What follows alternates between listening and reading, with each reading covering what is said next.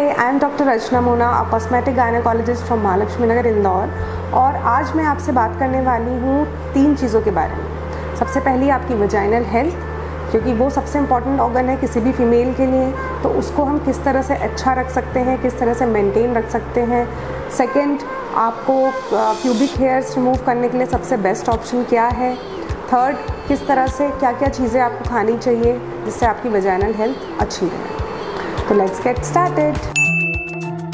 देखिए, सबसे पहला जो मैं बात करना चाहती हूँ वो बात करना चाहती हूँ किस तरह के अंडरवेयर्स आपको पहनने चाहिए for your good vaginal health. तो बेसिकली जो हम एज अ गायनेकोलॉजिस्ट मैं अपने हर पेशेंट को रिकमेंड करती हूँ वो होते हैं कॉटन अंडरवेयर्स, क्योंकि जो उसमें फैब्रिक होता है वो ब्रीदेबल होता है, ताकि आपकी जो स्किन है और आपकी जो सेल्स हैं उनसे अच्छा आपको एयर जाती रहे, ताकि उसमें जो स्वेट है वो एब्जॉर्ब हो जाए और उसके बाद में जो इन्फेक्शंस होते हैं वो ऐसा कुछ भी ना हो।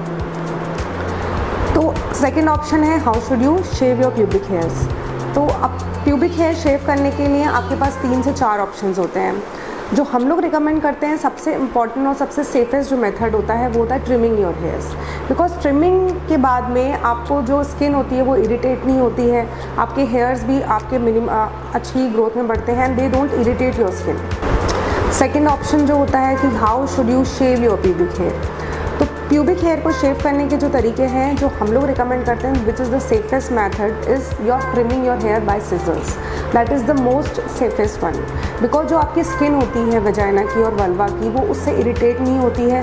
जो हेयर भी ग्रो करते हैं वो आपके आसपास की जो स्किन की सराउंडिंग्स हैं उसको भी इरिटेट नहीं करते हैं। दूसरा मेथड होता है शेविंग का, that's you can go for that option, but लेकिन कुछ चीज़ें हैं जो हमें ध्यान रखनी रहती है शेव करते हुए। सबसे पहली बात कि जो हम शेव करें वो डायरेक्शन ऑफ द जिस डायरेक्शन में आपके हेयर की ग्रोथ है उसी डायरेक्शन में आप शेव करें। उसके अगर अपोजिट डायरेक्शन में आप शेव करते हैं तो जो हेयर होते हैं वो ग्रोथ होने की समस्या आ जाती है, और दूसरा जब नेक्स्ट टाइम वो ग्रो करेंगे तो वो उनकी जो डायरेक्शन है वो बहुत ही अनयूजुअल हो जाएगी, जो जिससे आपको ज़्यादा दिक्कत हो जाएगी। Third is waxing.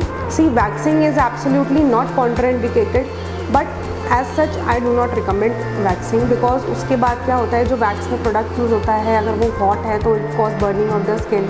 अगर वो ढंग से उसको स्ट्रेच नहीं रिमूव किया है हेयर को तो बहुत ज़्यादा फॉलिकुलाइटिस भी होने की बहुत ज़्यादा प्रॉब्लम हो जाती है। And I have seen patient which have got a bad infection after waxing. तो दैट इज़ योर पार्ट।